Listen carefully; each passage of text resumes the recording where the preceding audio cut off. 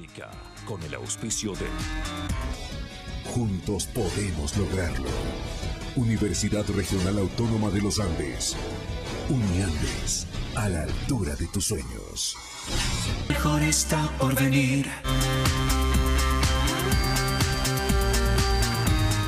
Saludos cordiales, gracias por acompañarnos. Este es el programa En la Polémica.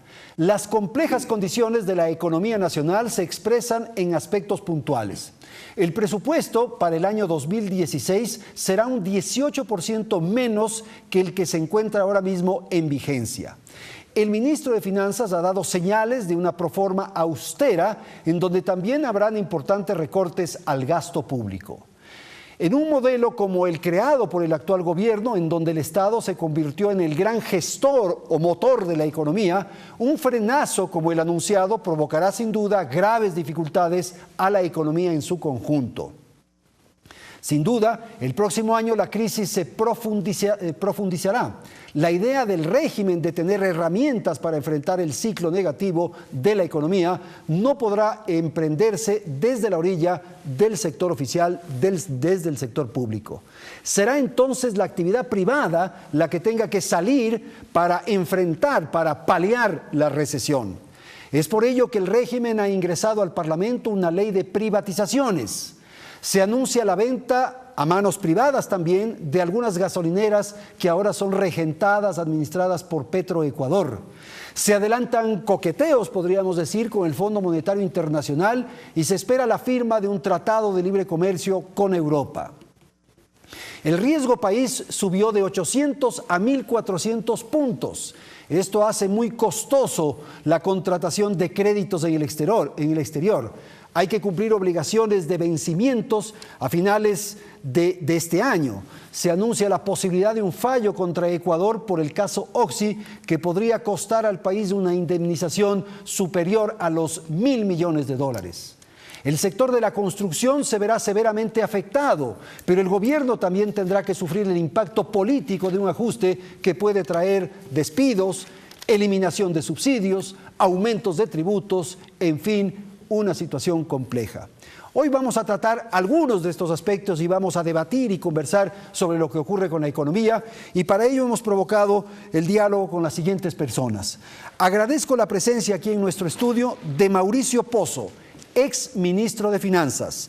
También nos acompaña el economista Pedro Páez, actual superintendente del control del mercado. Está con nosotros también Julio José Prado. Julio José Prado es docente, es profesor universitario e investigador. Y le hemos pedido también que nos acompañe Carlos Andrade. Él es militante, es dirigente del Partido Comunista Ecuatoriano. Gracias entonces a los señores que están aquí en el estudio de Canal 1, gracias a quienes nos siguen a través de la televisión. Dejo expresa constancia que lo que se diga en el transcurso de este programa, las expresiones que se formulen en este espacio, son de exclusiva responsabilidad de nuestros invitados. Y vamos a empezar. Economista Pozo, bienvenido. Quisiera pedirle una apreciación general, algo hemos dicho en la presentación, pero claro, usted tiene mayores elementos y más autoridad, sin duda. ¿Qué es lo que ocurre en la economía nacional? Adelante, le escuchamos. Gracias, Andrés, por la invitación. Bueno, primero señalar que la presentación reúne bastante de la situación actual. El Ecuador se encuentra en este momento en una situación complicada. Tenemos un problema fiscal que se viene arrastrando ya algún tiempo atrás. Las fuentes de financiamiento para poder cubrir el desequilibrio no están claras, y las que se ha podido obtener por parte del Ecuador a través del gobierno son fuentes caras, onerosas y en condiciones desfavorables. Tenemos un problema externo que se traduce en un problema adicional de cuenta corriente y del comercio exterior, donde las decisiones adoptadas como las salvaguardias no empiezan o no han dado los resultados esperados. Y todo esto pues ha conllevado, unido a un entorno internacional desfavorable, a que el país se encuentre en una situación de reducción de recursos, reducción de liquidez, tanto para el sector privado cuanto para el sector público, cuya una de sus manifestaciones es un año de contracción económica. Ya tuvimos 2 trimestres consecutivos, no se ve un entorno que cambie mayormente para el tercer y cuarto trimestre, cuando esta información se publique, con lo cual el año 2015 probablemente va a ser un año de recesión, es decir, de caída de producción, con todo lo que esto implica en términos de empleo, por ejemplo, y además con un 2016 no tan distinto, donde se involucra otro elemento de incertidumbre, que es la campaña electoral. Entonces, esto se define, todos estos elementos que existen en la economía se define en el crecimiento. Entonces, el pronóstico es que vamos a tener un crecimiento negativo. Lo más probable es que tengamos crecimiento negativo, ya no solamente hay una fuente de información que estima de esa manera, son algunas, y esto hace pues que el país no genere una suerte de progreso con esos resultados, y como digo, eventualmente tendremos un comportamiento muy similar el año próximo, con lo cual obviamente estamos de alguna manera dando retro de algún avance que se pudo haber observado con algunos crecimientos de los años previos. A raíz, como digo, de la situación actual, de la falta de previsión de lo que pudo haber acontecido, de la ausencia de ahorros, de líneas de crédito muy caras para el Ecuador y de un aumento de gasto que realmente duplica la relación con el PIB, y que los ajustes que se vienen dando, lamentablemente, estimo yo que todavía son insuficientes. Okay. Julio, por favor, su opinión sobre el tema planteado, por favor. Sí, muchísimas gracias, Andrés, por la invitación. Yo coincido con lo dicho por Mauricio, con unos temas adicionales, digamos. Primero, hasta hace unos 3 o 4 meses, ¿no es cierto?, cuando se conversaba con empresarios, con académicos, con otros economistas, decíamos, quizás la crisis actual, ¿no es cierto?, del año 2015 sea similar a la crisis del año 2009. Y les decíamos, mire, prepárese para ese escenario, mira qué pasó con tus ventas, comienza a analizar lo que pasó entre el 2009 y 2010.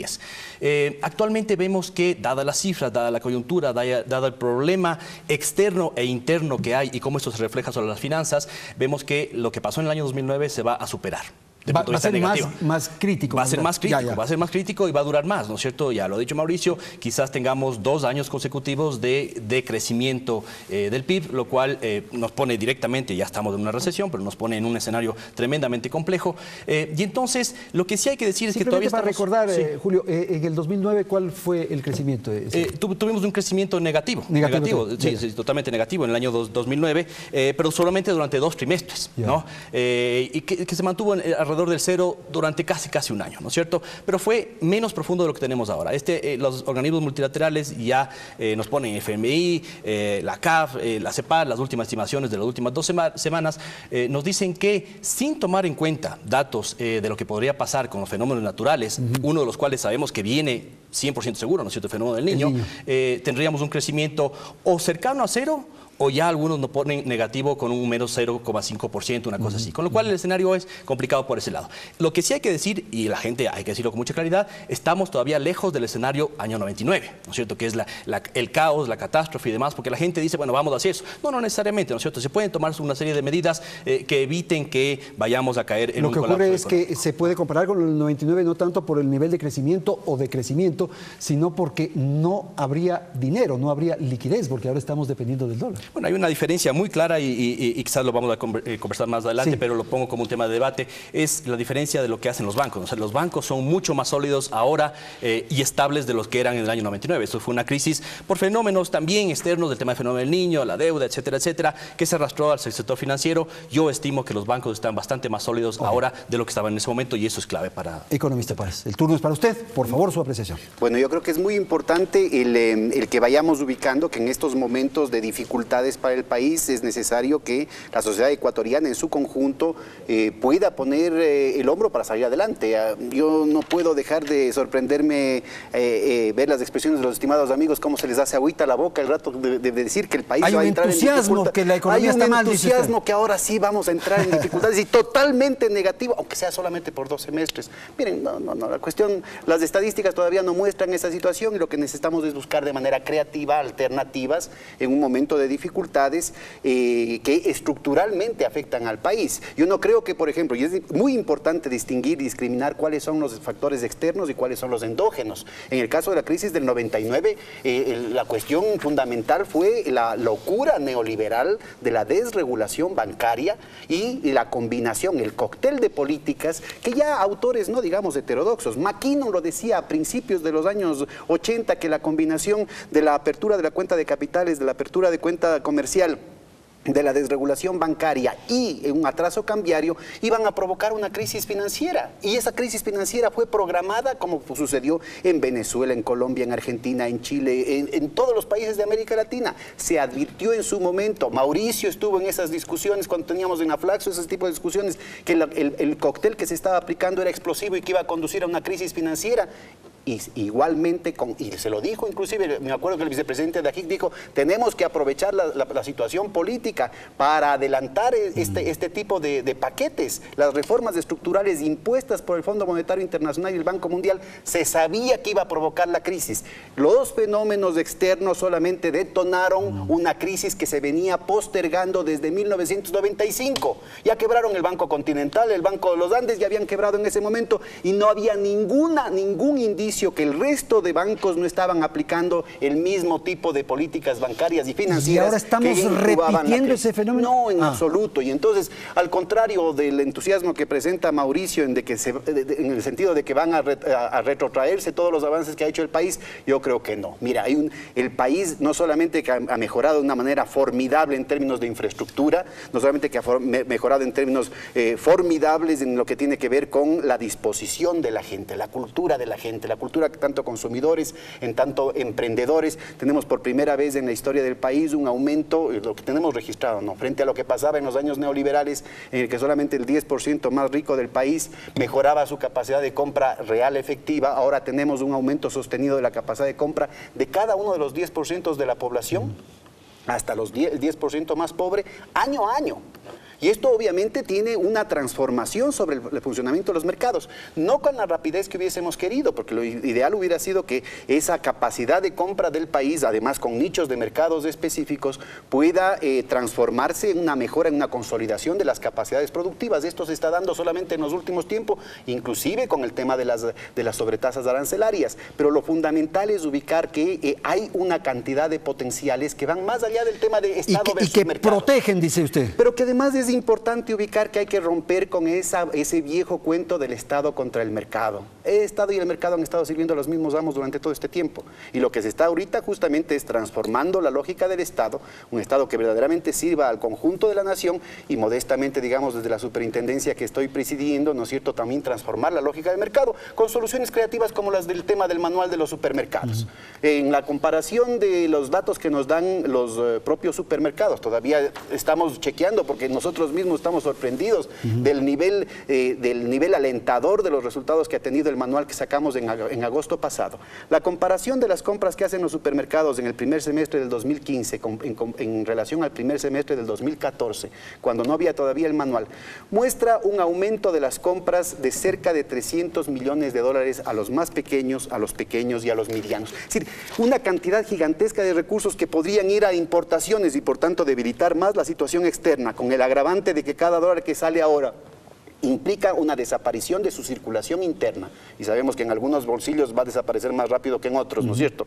Entonces, frente a esa situación, se vuelcan estos recursos hacia los pequeños, los medianos productores. Productores que son proveedores de los supermercados. Pero además, poquito a poco, porque ya se rompe con la ley del come solito, o sea, el supermercado solamente poniendo su propia marca o la marca de sus amigos, las grandes transnacionales, y más bien generando tejido productivo, generando desarrollo territorial, combate a la pobreza, ingresos, empleos, la posibilidad de estas relaciones multiplicadores comprando a los vecinos.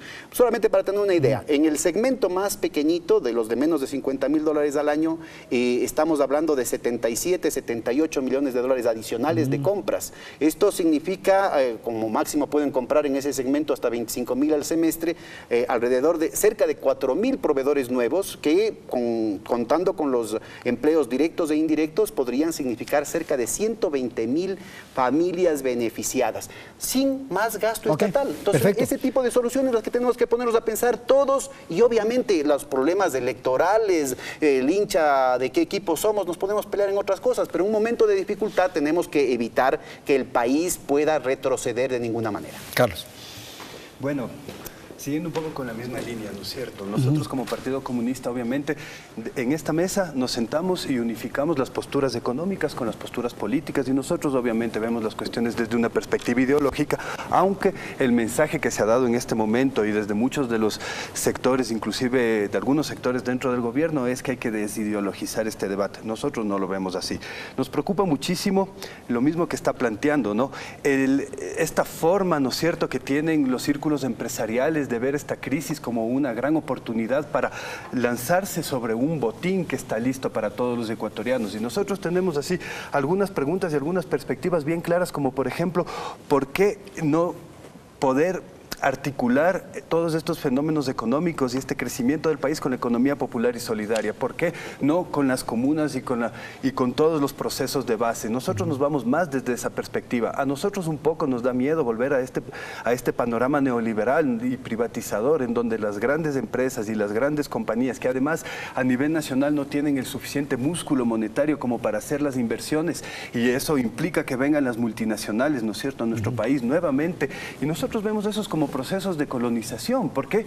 Porque básicamente después políticamente empezamos a depender de una forma muy profunda de las decisiones que se toman en los círculos financieros exteriores. Nosotros también identificamos que esta crisis a la cual nos vemos abocados tiene una relación muy fuerte con un momento político mundial, ¿no? Nosotros no compartimos tanto estas teorías económicas como que estas cuestiones pasan y es de libre mercado, sino que aquí hay actores económicos y políticos internacionales claramente identificados que conducen a este tipo de situación y este tipo de escenario para tener estos procesos, para irse un poco en contra de los procesos políticos que se están viviendo acá. Ahora, también hay estos elementos de la realpolitik y nosotros los tenemos que aceptar, no nos podemos negar a absolutamente todo, y tampoco a tener ciertos niveles y diálogos de alianza con los actores privados, pero eso de ninguna forma quiere decir que nosotros podemos entregar todo lo que se ha hecho en 8 años de proceso político a los actores privados, ¿no es cierto?, y empezar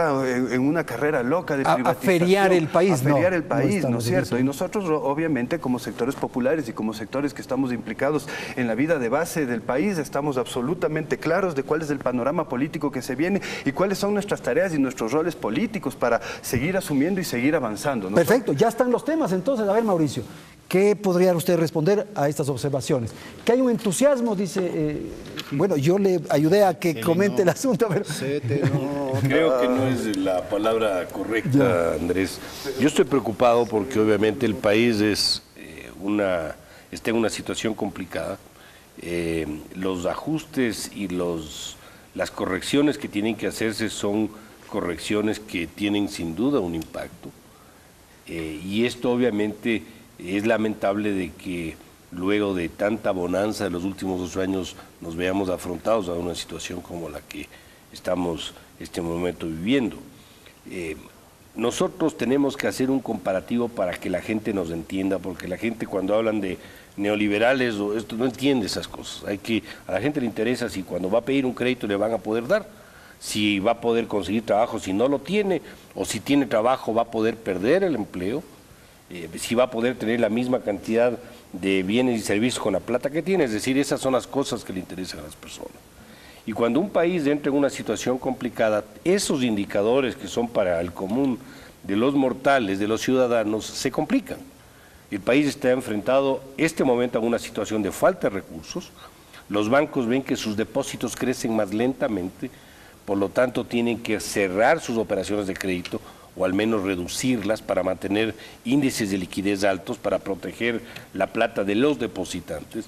¿Y eso qué significa en la práctica? Que si yo voy a pedir un préstamo en un banco, ahora va a ser mucho más difícil que me lo den de lo que lo podía obtener en el pasado. Una primera reacción. Una segunda, cuando usted tiene un mercado laboral rígido, con una situación de imposibilidad de usar el tipo de cambio, obviamente es mucho más complicado mantener un estándar o un número de personas trabajando en una empresa, se complica la situación, yo vendo menos y como no les puedo contratar por horas, tengo que retirar gente. Claro. Entonces, ¿qué pasa? Hay gente que pierde el trabajo. Se despide empleados, trabajadores. Cuando yo tengo salarios excesivamente altos, ¿a quién le beneficio? Al que tiene trabajo. ¿A quién le complico? Al desempleado, porque ese ahora sí no puede conseguir empleo. Entonces, en la estructura actual, dado al nivel que hemos llegado, con ingresos por encima de los vecinos, a pesar de ingresos per cápita menores que los vecinos, es más complicado acceder a un empleo. Esas son las cosas que empiezan a registrarse. La morosidad de la banca empieza a subir. ¿Qué significa la morosidad? Que la cartera se daña, las personas no pueden pagar sus deudas. Entonces los bancos tienen que subir lo que se llama las provisiones. Cuando suben las provisiones, ¿qué pasa? Tienen menos plata también para prestar. El Estado no puede gastar todo lo que quisiera gastar en obras de vialidad, para poner un ejemplo sencillo. ¿Qué significa esto? Menos opción de que se contrate gente, trabajadores. Esas son las... Eso es lo que ocurre. Claro, ahora, entonces para arreglar eso hay que usar un comparativo con una ama de casa. Si en una familia el padre de familia gasta más de lo que gana, si no ahorra por si mañana se complica la cosa, si se pelea con toditos los vecinos, que es un poco lo que podemos utilizar como símil, obviamente cuando la situación se complica entra en problemas. Lo que ocurre, Pedro, es que hay un modelo que se puso en vigencia durante estos 8 años en que el Estado, el gobierno, era el motor, era el promotor, el impulsor de la economía, ¿verdad? Y gracias a los ingentes cantidades de recursos que tenía del petróleo, esto fluía fácilmente. El momento en que deja de recibir esos dineros, ese motor comienza a tener dificultades, comienza a pararse, a frenarse. Y lo que dice Mauricio, la economía en su conjunto se afecta. Eso es así. Sí, pero por razones totalmente contrarias. Y ahí claramente se ubica el tema de quiénes son los neoliberales. Justamente el problema tiene que ver con eso. ¿Y por qué durante todos los años, los 30 años de desgracia que tuvo el país de neoliberalismo, en el que el Estado fue destruido, fue desmantelado, la inversión privada no se hizo cargo, por ejemplo, de las inversiones en infraestructura o el tema de las hidroeléctricas? No se privatizó nada, pues. Pero no es que es un problema de privatización. ¿Por qué no hicieron una inversión de riesgo? ¿Por qué no lo hicieron? Durante todo este tiempo, ¿por qué se dice, culparle a ese pasado? No, es que no es juzgando este momento. Juzgando este momento, estamos diciendo, porque la tesis que están diciendo los neoliberales es que es el problema del Estado que ha asfixiado la iniciativa privada, que no ha permitido eso. ¿Y por qué cuando asfixiaron al Estado, la iniciativa privada no ocupó ese lugar?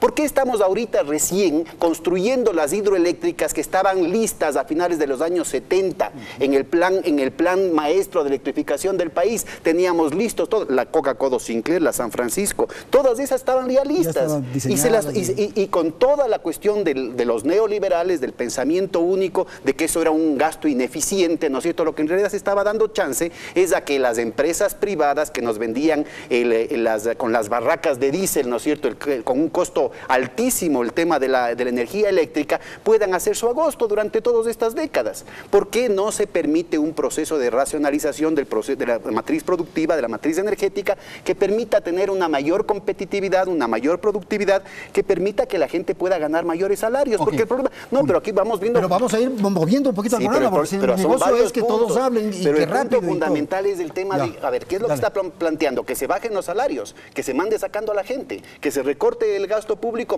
sacando a la gente, que las empresas privadas también puedan mandar sacando a la gente, que los salarios son demasiado altos. Vean, al contrario de lo que dicen los neoliberales... Propone Mauricio, lo que dice es que las circunstancias, las condiciones van a obligar al Estado y al privado.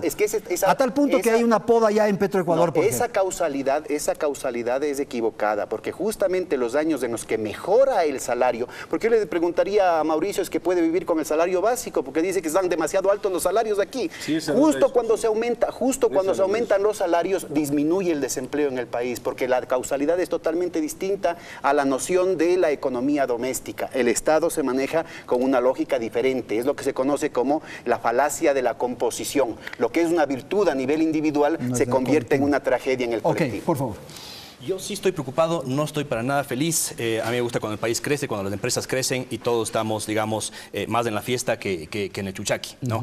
¿Qué es lo que más me preocupa en este momento? Es que en este caso lo que tenemos es que lo lógico sería hacer una especie de política contracíclica, algo parecido a lo que se hizo en el año 2009. Lo que pasa es que en ese momento teníamos reservas que eran de alrededor de 6.000 millones de dólares, ¿no es cierto? Quizá un poquito menos, un poquito más, no todas eran líquidas, pero eso representaba el 11% del PIB de ese momento. Y por eso se pudo paliar ese periodo difícil. Y por otra parte también porque era una crisis internacional financiera que en realidad nos pasó por encima, ¿no? Porque los bancos, el sistema financiero nacional no está tan interconectado y tan expuesto a riesgos sistémicos, riesgos internacionales como otros bancos de América Latina y del mundo. ¿Cuánto tenemos ahora para hacer frente a la crisis actual? Tenemos 5.000 millones de dólares o un poco menos. Eso significa el 5% del PIB actual. Es decir, para hacer frente a una posible crisis, el gobierno tiene la mitad de holgura que lo que tenía en el año 2009. Eso me preocupa por un lado. Segundo, yendo a un tema más de estructura, que en realidad es lo que a mí me gusta hacer. Yo soy un economista que analiza la competitividad, la competitividad industrial, cómo crecen los países y demás, todo esto. Y desde el punto de este debate de entre Estado y empresa, a mí se me parece importante destacar, por ejemplo, cómo ha cambiado la composición de lo que es la inversión público y privada en los últimos años. Aquí tengo una información del Banco Central, ¿no es cierto?, presentada en marzo, abril de este año, y ellos decían, por ejemplo, que la proporción en la cual la inversión pública representaba el 20% del total de inversión. La privada representaba el resto, el 80% en el año 2006, un poquito antes de este gobierno. ¿Qué pasa hasta el año 2013-2014, que es el último dato que tenemos en el Banco Central? Cambia radicalmente la composición y ahora tenemos una composición del sector público que representa el 53% y el resto el privado. Entonces, hay mucho más público que privado moviéndose en la economía. Uno dice, ¿eso es bueno o malo? Bueno, no tenemos un indicador internacional que nos diga cuánto es lo adecuado tener, cuál es la proporción adecuada. Pero lo que sí puedo decirles es que el cambio es tremendamente rápido y las estructuras productivas no soportan esos cambios tan rápidos. Y un tema adicional, ¿cuánto ha crecido la inversión pública en ese mismo periodo, del 2006 hasta el 2013, ¿no es cierto?, que es el último dato que tenemos? La pública creció en 600%, esa inversión, tremendamente importante, ha crecido muchísimo. A mí me hubiera gustado que esté acompañado con inversión privada. ¿Cuánto creció la privada en ese mismo periodo? 60%. Esa es la diferencia. ¿De la inversión privada? Pues. No, es un problema del entorno y del contexto que tú haces negocios. Estamos hablando de 3.500 millones, por ejemplo, en el año 2008, 3.500 millones de dólares que se hubieran ido a las petroleras, porque era el 20% para el Estado en esa cuestión que contrataron los neoliberales, ¿no es cierto? 20% para el Estado y 80% para las privadas. Esos aumentos del petróleo, 3.500 millones de dólares que aparecen registrados como ingresos petroleros adicionales, se hubieran ido afuera por las transnacionales. Esas se fueron adentro para la inversión, en infraestructura, en puentes, carreteras, pero por favor, no puede negarse el cambio brutal, en la infraestructura del país, en la competitividad sistémica del país, por favor, es un tema que no es posible, es tangible y es obvio que eso está transformando las estructuras y más allá del ahorro del contante y sonante, estamos hablando de la capacidad de respuesta de la sociedad, que creo que es en lo que tenemos que enfocarnos. Tengo que ir a un corte comercial, Carlos, le debo la palabra, enseguida que retornemos empezamos con usted. Ya volvemos tras el corte comercial. Vamos entonces a la segunda parte, al segundo segmento del programa y como nos habíamos comprometido, Carlos, la palabra es para usted, por favor. Sí, a ver. Claro. Un poco quisiera... Se dijo, hablar para el común, ¿no es cierto? Cuando a la gente se le habla de neoliberales no entienden quiénes son. La gente sí entendemos quiénes son los neoliberales, eso está absolutamente claro. Nosotros, especialmente los jóvenes que logramos vivir el periodo neoliberal y la crisis del 99, tenemos claramente identificados quiénes son y qué tipo de políticas y qué tipo de aspiraciones tienen, ¿no es cierto?, en el manejo del Estado. Entonces nosotros podemos decir y claramente que antes del gobierno del compañero Rafael Correa, ¿no es cierto?, habían pues gobiernos neoliberales y sus funcionarios eran neoliberales y sus trabajos de donde provenían eran neoliberales. Bueno, pero las decisiones que adopta el compañero Rafael Correa son neoliberales, pues. No son decisiones que han sido adoptadas. Eso está en discusión. ¿Acuerdo con el Fondo Monetario Internacional? Eso todavía no está claro. ¿Acuerdo con el Tratado de Libre Comercio con Europa? Eso tiene que esperar las ratificaciones y nosotros estamos contrarios a esos elementos. ¿Está en contra de eso? Obviamente que estamos en contra de los elementos que pueden neoliberalizar y abrirnos, pero esas son discusiones más profundas, no solamente escoger y decir este elemento y este elemento. Obviamente frente a la alianza pública-privada, por ejemplo, nosotros tenemos varias perspectivas y varios temas que estamos en contra, pero en la Asamblea los estamos procesando y estamos poniendo nuestras visiones y estamos en los canales institucionales. Porque, fíjese, Carlos, el debate anterior se circunscribió al asunto entre lo público y lo privado, el rol de lo público y el rol de lo privado. Y ahora, ¿qué es lo que está ocurriendo? Que frente a las vacas flacas, el gobierno regresa a ver a lo privado. Exactamente. Por Dios, los privados auxilio. A ver, un poco ese es el mensaje. Sí, ¿verdad? pero lo que pasa es que también tienen que ver que eso es un sector del gobierno, no es todo el gobierno en su conjunto. Nosotros también somos parte de la Revolución Ciudadana, estamos en Unidos y hemos sido uno de los pilares movilizadores importantes dentro de este proceso y dentro de la defensa de calle, ¿no es cierto?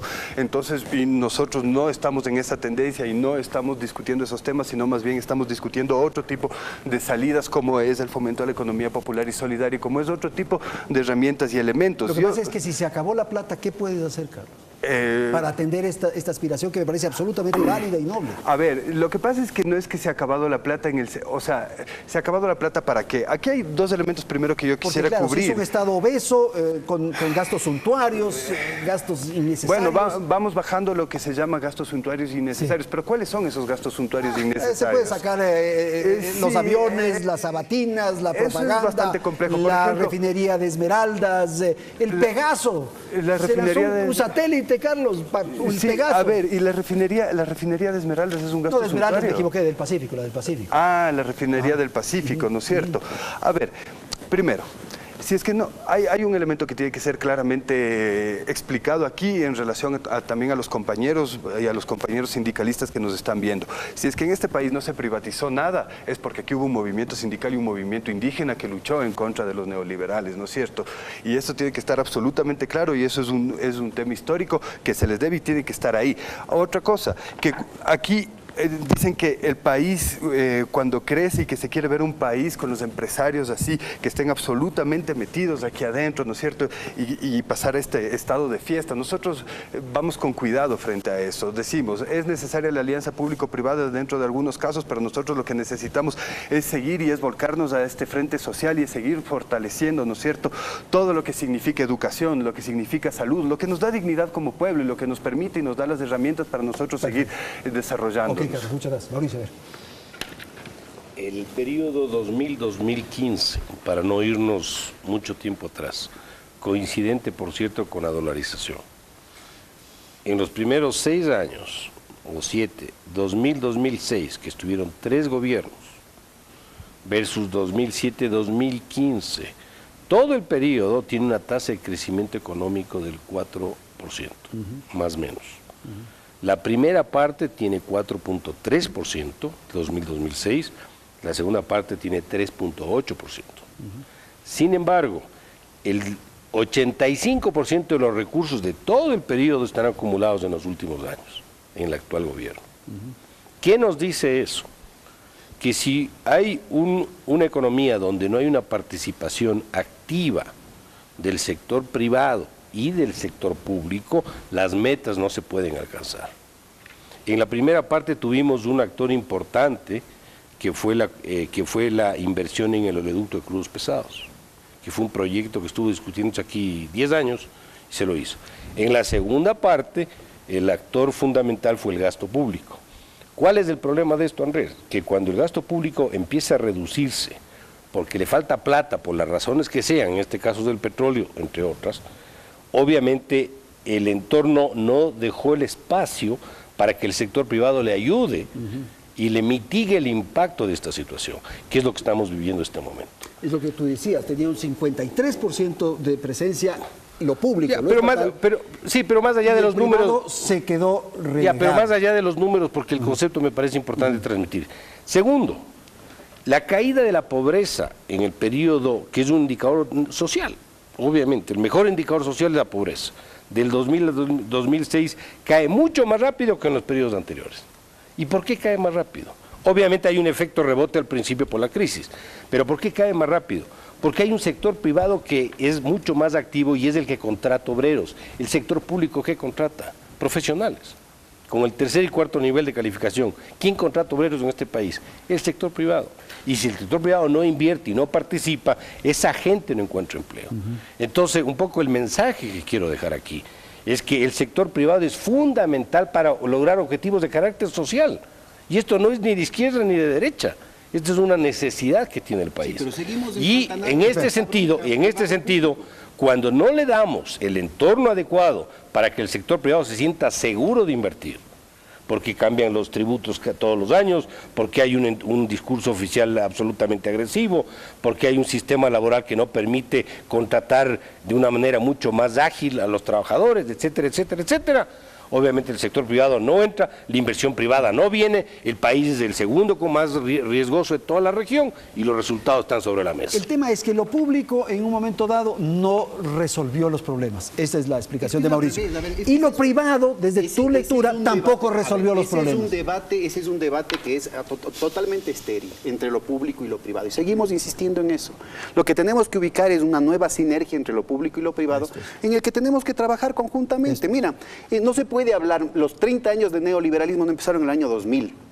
La crisis financiera fue producto orgánico del neoliberalismo, de ese pensamiento dogmático, rígido, estrecho, absolutamente religioso en torno al Dios mercado. Necesitamos generar mecanismos que permitan que, por ejemplo, el sector privado pueda aprovechar, olvidándose de la Guerra Fría, porque el muro de Berlín cayó hace 25 años, ¿no es cierto?, de las nuevas posibilidades. Acuérdense que el oleoducto de crudos pesados asumió la inversión privada solamente después de que los movimientos sociales logramos parar lo que, por ejemplo, Mauricio estaba apostando a que se entregue el SOTE en comodato, el oleoducto anterior construido por el Estado, se lo iba a entregar en comodato a las empresas privadas. Solamente cuando se logró parar esa situación, se abren las puertas para otro tipo de inversión privada. Lo mismo estamos haciendo con el tema, por ejemplo, de las telefónicas. Otra cuestión en la que también Mauricio estuvo a favor de los monopolios. Y al SOTE lo querían dar en comodato en el año 95, 96. Tú planteabas cosas al respecto de eso. Que ahora, a la vuelta de la esquina, todas estas cosas que tú estás diciendo, las está haciendo el gobierno. Acabemos del punto. Mira, lo que es importante es ubicar cómo encontramos soluciones, ¿no? Lo mismo que pasa con el tema de la telefónica. Solamente en el momento en que se logra bloquear esa estrategia rentista con la que ha venido actuando acá el operador principal, con el tema de las más de 1.260 contratos de exclusividad que habían tenido para evitar que los otros operadores puedan poner sus antenas en los sitios claves, y que, por cierto, Mauricio estaba a favor justamente de que hayan los monopolios, porque siempre ha estado a favor de los oligopolios de aquí en el país, ¿no es cierto? No, solamente en el momento... No sé por qué dice eso, Pedro, porque sacaste una serie de artículos diciendo que no debía tocársele al caso de Claro, ¿no es cierto?, que tenían estas cláusulas de exclusividad que mantenían una estructura de costos altísima. Entonces, José Julio, lo que se necesita es justamente cambiar la situación estructural de competitividad del país, reduciendo esos costos, y eso solamente se lo puede hacer en el momento en que se bloquean las estrategias rentistas. Lo hicimos con el tema del SOTE de los movimientos sociales, lo hicimos en el caso de la telefonía de celular, ¿no es cierto? Y no es casualidad que solamente el momento en que se ve obligada la empresa de Claro a reconocer la violación en la ley y a eliminar los cláusulas de exclusividad en esos 1.260 contratos, porque era la única empresa que tenía eso, con casi el 70% del mercado, tenía con eso garantizado, ¿no es cierto?, los costos más altos de todo el mundo, con una de las ganancias más altas. Tienen más ganancias aquí que en México mismo, que es la transnacional, las sedes allá. Entonces, no es ninguna casualidad que recién se abra el espacio, la posibilidad de la innovación con el 4G, con la banda ancha, el momento en que se bloquea de manera clara esa posibilidad de seguir ganando apoltronados en una posición de mercado. Por favor, profesor. Bueno, primero yo quiero hacerles la entrega formal, digamos, del comunicado de los economistas académicos ecuatorianos, que lo publicamos hace un par de días, el 14 de octubre, que está en redes sociales y demás, lo pueden encontrar con el hashtag en Twitter o Facebook, que es comunicado economistas DC, ¿no es cierto? Les hago entrega de esto simplemente para que lo tengan y lo podamos debatir en algún otro momento, que son 30 propuestas para poder... ¿Que van en qué línea? Rápidamente, casi un resumen magistral. Sí, un resumen de un tema, por ejemplo. La primera parte. muy corto plazo, trabajar sobre reducir la incertidumbre. Ahí lo que proponemos son una serie de medidas que lo que nosotros les llamamos es un shock de certidumbre.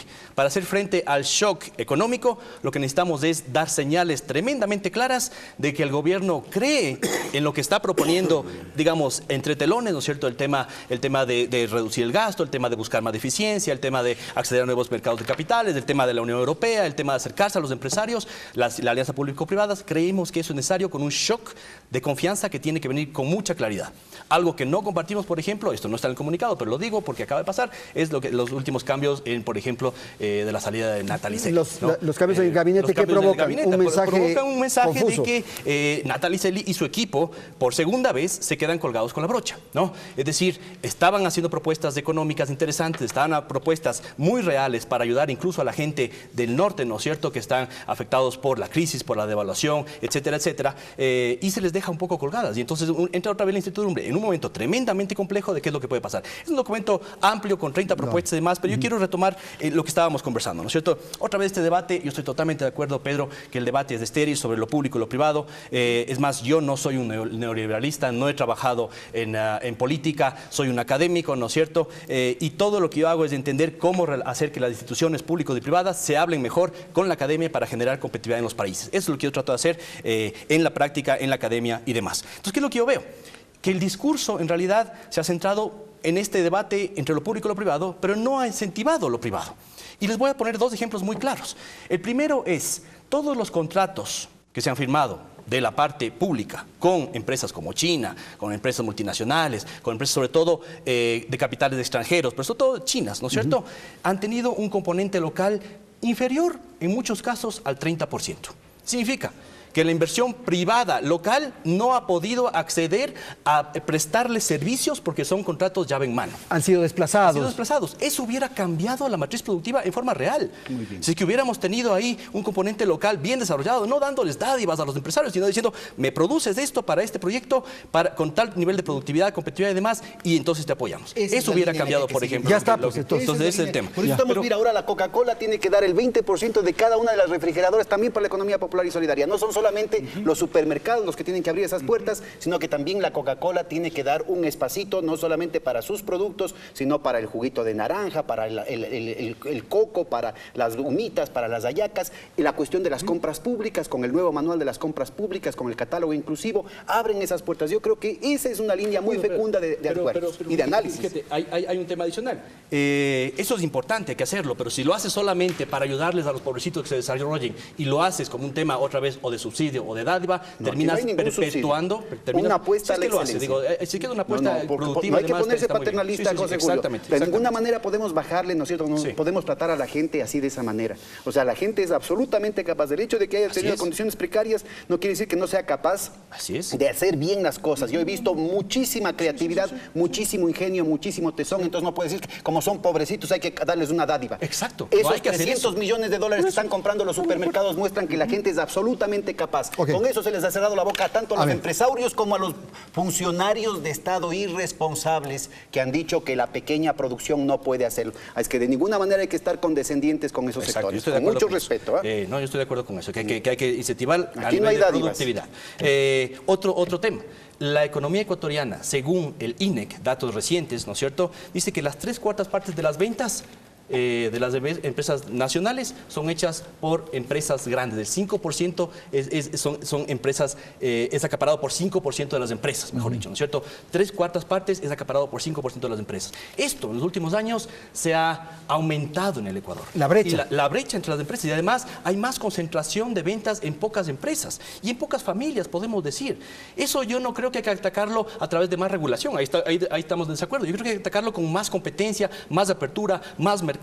Esa es la forma de atacar estos problemas. Porque ¿qué es lo que pasa? ¿Esa es una señal de qué? ¿De que no se ha democratizado la economía? Un poco podríamos llegar a esa conclusión, que se ha concentrado en un grupo frente al resto. Ya. Sí, y entonces lo que pasa es que los empresarios de pequeño, mediano tamaño de la economía popular y solidaria no pueden acceder en condiciones adecuadas a competir en esos mercados porque las políticas económicas del gobierno no lo permiten. No, esa es la lógica de la acumulación capitalista. La plata llama a la plata. Eso no es un problema de la lógica del gobierno. Las salvaguardas lo que te hacen es acumular más del capital capital en ciertas manos en lugar de permitir que haya más competencia. No, porque lo que había es el capital acumulado en la importación. Mira, esto es muy claro en el asunto de las posibilidades que se abren, y eso no puede ser que el mercado se autorregule.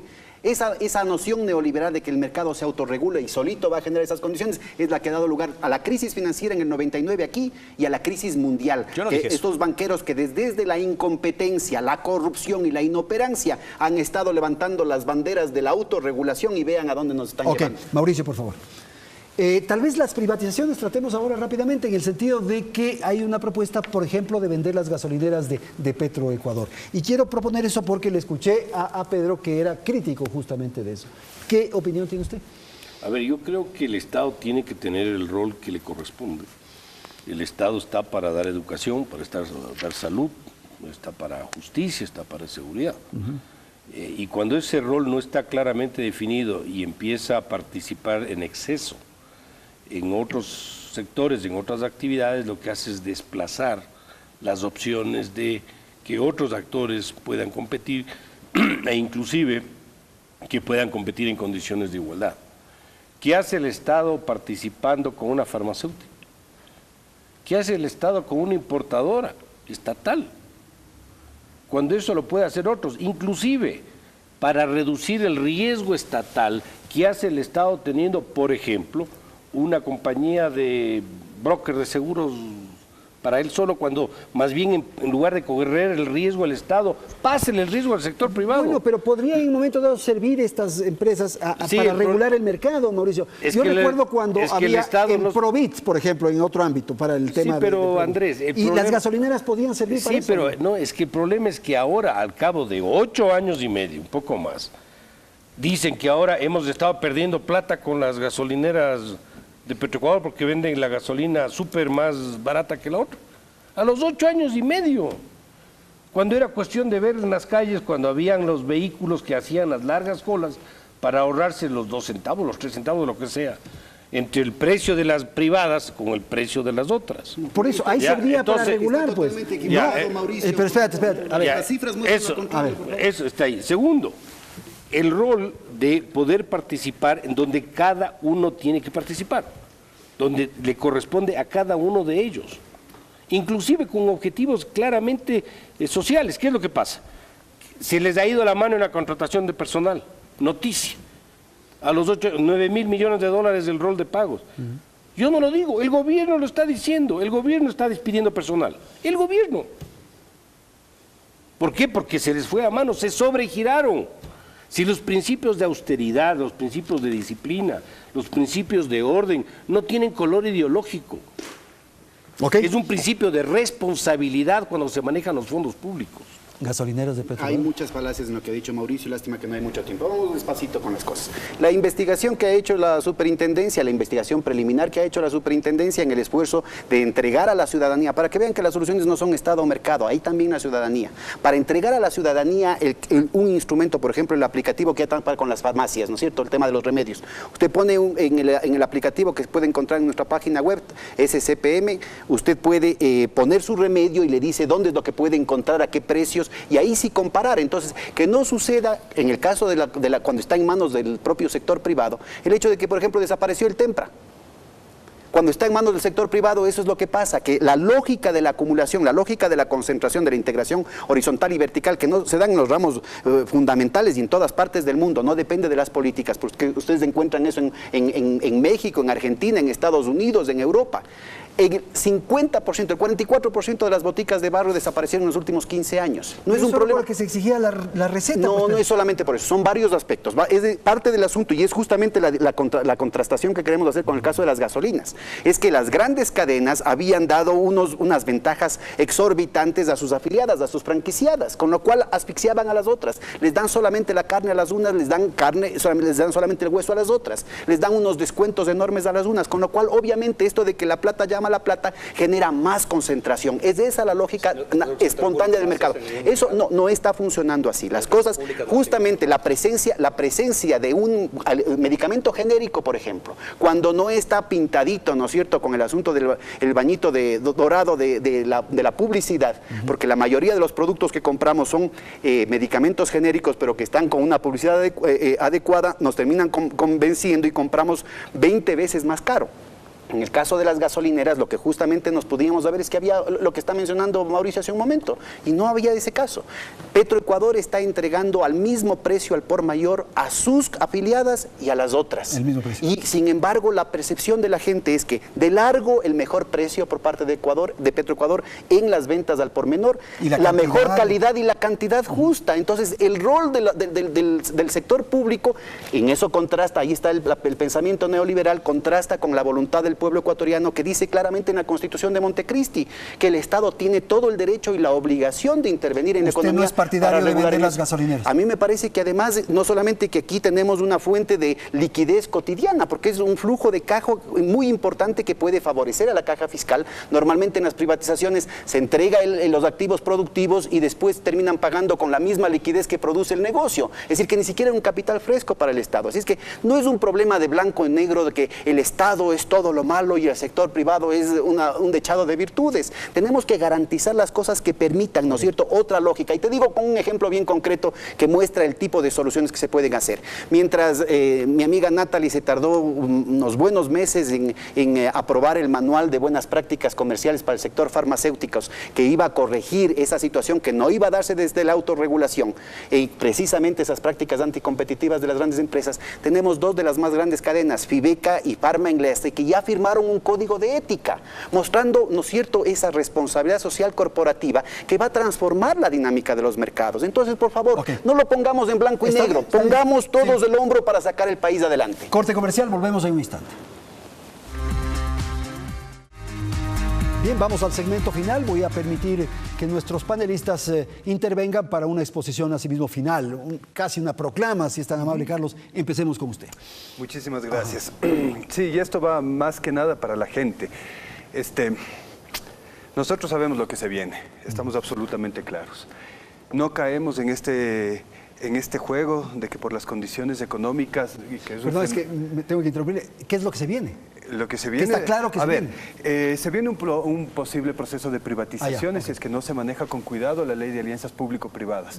Nosotros llamamos a la gente a estar atento a este tema, a estudiar el tema, a las fuerzas populares, a realmente alinearse en defensa del proceso revolucionario y tomar en cuenta que una posible privatización es contraproducente para estos 8 años de lucha. A nosotros nos llama la atención muchísimo que muchos de los sectores que antes estaban protestando, sociales de izquierda, ya no estén protestando frente a esta ley. Nosotros sí llamamos a la coherencia a todos ellos y realmente a procesar esto por los cauces institucionales y fundamental. Vemos históricamente lo que han hecho y lo que son. Vean, la concentración es un asunto natural del capitalismo. Siempre tiende a eso. A la postre siempre tiende a eso, aunque le suene un poco ortodoxo, obviamente, a los señores economistas de aquí. Ok, gracias, Carlos. Por favor, A ver, un tema final. Yo creo que realmente este es el momento, se nos viene una crisis, eso es lo que se nos viene una crisis fuerte, hay que admitirlo y hay que prepararse para eso, antes de que realmente nos exploten la cara de mala forma, ¿no? Y para eso tenemos que repensar varias cosas. Primero, la relación realmente importante es que no se lo ha explotado bien. Y hay que cambiar el modelo. Yo creo que el modelo está tremendamente centrado en la economía interna, en la demanda interna, ¿no es cierto? En el empuje netamente del sector público, del gobierno, de la empresa pública, y cerrado hacia adentro. El modelo tiene que ser en cadenas productivas y encadenamientos internos, pero con visión hacia afuera. Para exportación. Porque hay el tema del dólar, que es fundamental y es la única forma de tener la divisa internacional. Bueno, eso es un tema coyuntural, pero la exportación es la que nos va a permitir desarrollarnos de forma competitiva y demás. Este es el momento de comenzar a aunar esos esfuerzos y cambiar, mantener lo que se ha hecho bien, que yo estoy totalmente de acuerdo, que hay una serie de cosas que se han hecho bien, ¿no es cierto? Desde infraestructura, hacia temas de educación, hacia temas más técnicos, etcétera, etcétera. Pero hay una serie de temas en la parte productiva, en sectores laborales, en sectores de eficiencia, en la banca, ¿no es cierto?, en lo que tiene que ver con competitividad internacional, que no se ha hecho bien, y esas son las cosas que hay que profundizar. Profesor. La competitividad internacional tiene que verse en la competitividad sistémica, no en la espuria basada en el desfalco de los trabajadores y en el desfalco de la naturaleza, sino en la mejora de la infraestructura. Ese 600% al que hacía referencia José Julio y que Mauricio niega por completo, ese 600% de aumento en la inversión pública, en las capacidades productivas del país, son las que permiten ver con optimismo la posibilidad de enfrentar esta crisis de una manera diferente a la que pasaba en épocas pasadas. Ahorita, miren, tenemos una nueva alianza estratégica que se está consolidando entre la academia, con este esfuerzo gigantesco que se ha dado en lo que tiene que ver con la ecología de la innovación, en el tema del talento humano, ¿no es cierto?, con el esfuerzo de las universidades, de las becas, y ahora por primera vez esa Federación Ecuatoriana de Indios que jamás ha bajado sus banderas, por ejemplo, ahorita están discutiendo temas de ingeniería genética, ahí en Uyumbichu con los PhDs que vienen de Bélgica, de Brasil, de México. Estamos hablando con los empresarios, con los pequeños productores de curtiembres, de los textiles en la provincia de Tungurahua, temas de nanotecnología para reducir el impacto sobre la salud, sobre el ambiente. Estamos transformando, qué sé yo, el tema de las marimbas. ¿Por qué tiene que ser solamente la marimba de Fisher Price? Está muy bien, pero ¿por qué tiene que ser solamente esa y no la marimba negra de los artesanos que están en Esmeraldas, ¿no es cierto? Una marimba bien afinadita, de chonta y bambú, ¿no es cierto? Y que la gente, en lugar de aprender las navidades con el Jingle Bells, que aprenda con el dulce Jesús mío. Entonces las posibilidades son enormes, pero justamente rompiendo con esos dogmas, ¿no es cierto?, con esos complejos de inferioridad que vienen de ese pensamiento único, elitista, que ve a la gente con desprecio y mostrando de todo lo que somos capaces. Aquí es necesario romper esa visión canibalística en el plano político y todos poner el hombro para sacar el país adelante. El gobierno se ha dado cuenta que el sector privado es importante, le está invitando a participar, está con un proyecto de ley, pero ese proyecto tiene que dar certidumbre. Yo veo que hay una suerte de falta de sindéresis en el mismo equipo de gobierno. Unos disparan para un lado, otros disparan para otro. Eso no da señales claras, no da certezas, no da certidumbre y puede quedar como un impuesto, como un intento nuevamente fallido. Es que vos quieres yo estoy preocupado por el país. Yo no estoy entusiasmado con los manuales de los supermercados del Pedro. Yo estoy preocupado por el país. Y si no manejan las cosas de una manera disciplinada, ordenada, con reglas claras, el país puede complicarse hacia adelante. Y esto no es ser un agorero del desastre. A mí me preocupa mi país, porque el Ecuador es mi país. Yo quiero que esto le vaya bien al gobierno. Quiero que le vaya bien, pero tiene que hacer las cosas en orden. Caso contrario, que no digan el día de mañana que ha sido culpa de la CIA o de algún otro de afuera. Son errores nuestros los que nos pueden llevar a una situación mucho más complicada como la que tenemos. Corte comercial, volvemos para despedir el programa.